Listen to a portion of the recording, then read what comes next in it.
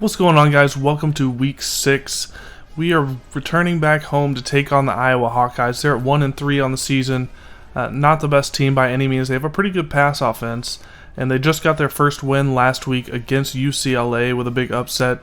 So it could be a tougher game than we think. I'm not too worried about it, but let's go ahead and jump into the highlights, see how this thing turns out. Back at home this week, taking on the Hawkeyes. Game time decision, Will Nickelson is available if we need him. Rod Burt's going to get the start in this one, but he struggled to hit some open targets the past few weeks, so we're going to give him a chance, but not ruling out Nickelson at this point. Burt misses the pass there on 3rd down and 10. That's going to be a 3-and-out for our opening drive. Iowa gets the ball. Daniels over the middle to Foxworth is complete. He gets it to midfield for a gain of 17. Iowa getting 4 to 5 yards per play in this game, quite a bit, so not great for highlights. But this deep pass on 3rd down and 4 is going to be knocked down. Great coverage there, and that's going to bring up a 4th down for Iowa. Next possession for us, Burt looking on 3rd and 5, completes it to Otito Standard, who makes a nice grab and takes it for 11 yards. Picking up our first down of the game. 3rd down and 2 at the 45. Burt looking to pass once again, rolling out left, trying to find somebody, going to take off, but can't get anywhere, ends up throwing it away. That brings up a 4th and 2 punting situation for us. 3.5 minutes left here in the third. Handoff left side. Salisbury takes it, gets hit, loses the ball, and Hillary picks it up. Lorenzo Hillary going to take it in for the touchdown. Scoop and score. What a smooth turnaround that was by Hillary on the fumble return. And that's going to give us a 7-0 lead. Defense getting us on the board first. LaRubio making the stop there on 3rd down and 6 on the little halfback screen. And we get the ball right back on the punt. Burt taking over on the 45 after a nice punt return. Going to go deep down the field, but that one's going to be just short. Burbank had a step on him, but the pass was underthrown. That's going to be an interception for Rod Burt. 3rd down and 7, pass over the middle to Bond is complete, but he loses the ball. Another fumble for Iowa. LaRubio picks it up this time, and we get the ball on the 15-yard line. Nickelson in the game now for Rod Burt after that interception. Handoff up the middle. Trey Moore able to take it in from a yard out.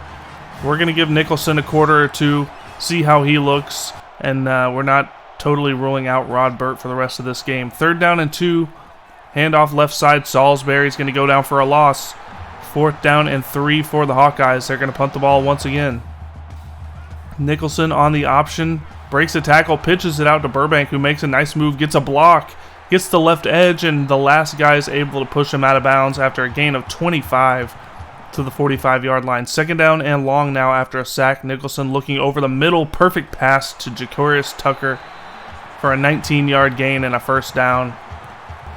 Big time play there for him. 2nd down and short. Nickelson rolling right, lobbing one over to Zach Morris, the tight end, who's got it, slips a tackle, makes a move, and he's in for a 17-yard touchdown. And we've got a 21-0 lead. And our defense really keeping us in this game with 2 big turnovers that led to touchdowns. 1st down and 10 for Iowa. Next drive, Jason Bond makes the catch on the sideline, able to get 17 yards on the play. Next play, 1st and 10. Daniels looking over the middle this time to Brown is complete near the 20-yard line. Gain of 21. 3rd down and 10 in the red zone from the 13. Daniels looking to throw, and he's going to go down. Huge sack there, and that's going to bring up a field goal situation for the Hawkeyes. And now it is 21-3. 3rd down and 7. A minute and 15 left in this second quarter. Nickelson over the middle.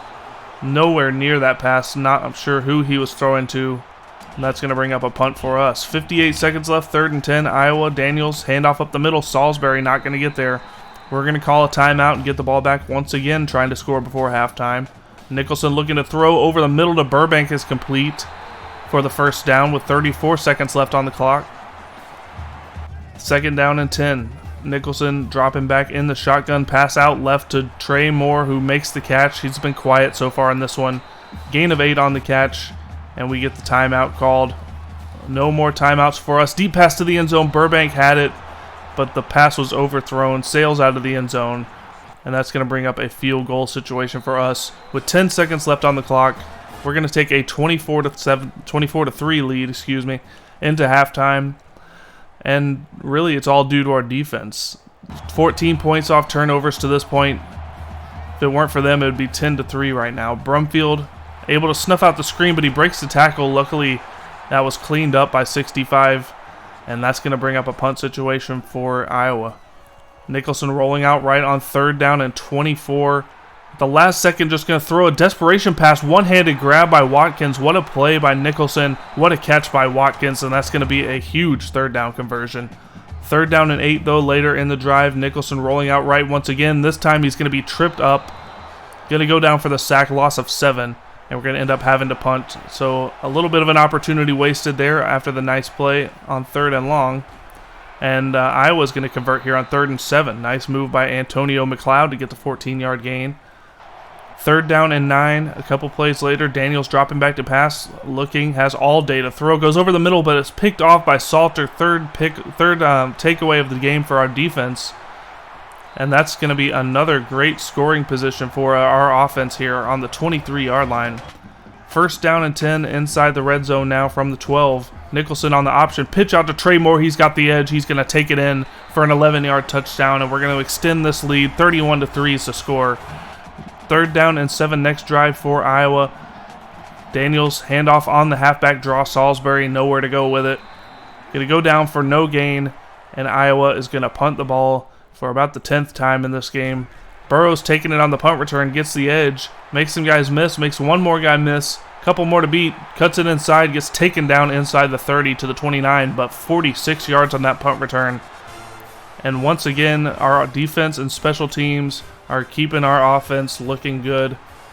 But Nickelson going to throw a desperation pass to the end zone. That one's going to be picked off. Burbank wasn't ready for it. That's a big mistake. That's now both of our quarterbacks have thrown an interception on the exact same play. 3rd down and 6, pass over the middle for Iowa. Complete to Foxworth over the middle for 17 yards.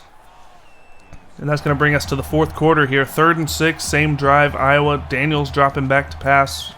Completes it to Hoggins outright, but that's going to be a couple yards shy of the first. Bringing up a 4th and 2 for the Hawkeyes. They're going to go for it. Daniels looking to pass over the middle, completes it to Bond. He's able to pick up 8 yards and convert on the 4th down play. Nice job there by them to keep the drive alive. Daniels dropping back on 2nd and 10 now, looking over the middle. Got Foxworth once again open down to about the 15-yard line. Iowa trying to get into the end zone for the first time in this game. 1st down and 10, handoff Darbo on the left side. He's got a hole. Nice tackle there by Ilias Lee to save the touchdown. But that's going to be a great 1st and goal for Iowa. 2nd and goal from the 1. Daniels looking to throw. He's going to get rid of it at the last second. Finds Miles Robertson on the sideline in the end zone for a 1-yard touchdown. Make it 31-10. Next drive, Rod Burt back in the game. Getting some reps here in the 4th quarter. Pitch out to Trey Moore, who breaks a tackle down the right sideline. He's got a huge gain here and spins down to about the 22. Huge gain there on the play, and that's going to bring up a 1st down near the red zone. 2nd and 8 from the 20. Pass out right. Completes it to Otito Standard, who tries to make a move, but he goes down around the 5-yard line. And on 1st and goal handoff, Trey Moore takes it untouched into the end zone for a 6-yard touchdown. And it's going to be 38-10 with 5.5 minutes left in this 4th quarter. Next drive for Iowa. They're going to have the ball near the 35-yard line on 3rd and short. But that's going to be a 4-yard gain for Daniels on the quarterback keeper. Going to pick up the 1st down. 3rd down and 9. A couple plays later, Daniels looking to throw from the shotgun. Going out left to Robertson is complete, but only is going to get a short gain. And that'll bring up 4th and 8 for the Hawkeyes. They would end up punting. Burt and the crew back in, trying to keep the foot on the gas pedal here with 3 minutes left. Pitch out to Trey Moore. He's got space. He's got blockers. Nice block there. Rod Burt can't block the last guy. He's going to catch up to him and push him out of bounds, but not until he picks up 54 yards. And with a couple of big carries here in the 4th quarter, Trey Moore has got himself another monster game. Handoff left side on 3rd and long. Trey Moore making moves. Gets 10 yards, but not enough for the first. And not quite enough time left to run the rest of this clock out. So we are going to take an extra 3 points, and that's going to take us to the end of this ball game. We end up getting the win in this one. Rod Burt ended up having a great 4th quarter, but Trey Moore was really the player of the game. 3 touchdowns, 156 yards on just 15 carries, and that's definitely enough to get us this 41-10 win. Here's the scoop and score earlier, and that was just a great momentum play to get us started in the 1st quarter. We ended up outgaining them 332 to 268. Not our best offensive performance. couple of turnovers by both quarterbacks. We definitely are having some issues there at quarterback this season. Alright guys, here's the top 25 matchups for Week 6. Missouri's going to take down number 15 TCU 45-31. Number 9 West Virginia falls to Colorado State 28-13. Louisville's going to knock off number 2 Clemson 28-24. Number 8 USC gets a 63-32 win over number 19 Washington.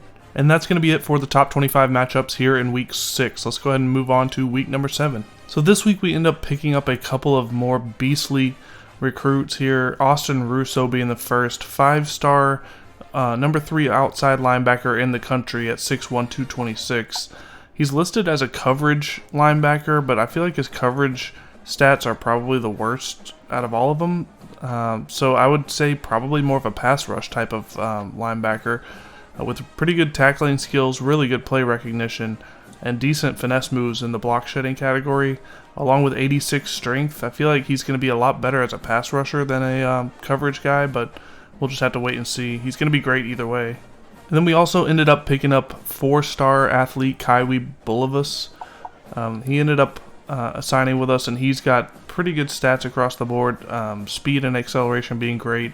Really good elusiveness, trucking, stiff arm. He's listed as a halfback on the advanced week sort of commitment screen. 80 ball carrier vision's pretty good. Just sort of a balanced running back type. I don't really see anywhere else where he could be plugged in. So we're going to go with that. But yeah, definitely excited to get this guy on the team. That's going to do it for this one. We've got probably our toughest regular season matchup on the schedule coming up in next week's game against USC at home. They're 4-1. They're number 9 in the country, and it's definitely going to be a tough one, especially with the issues we've been having at quarterback. It's hard to know what to expect from this one. We're going to need Trey Moore to step up big time in this game. So let's go ahead and end the video here. If you don't mind, if you haven't already, leave a like, comment, subscribe, and I really appreciate it. We'll see you guys tomorrow for this game against USC.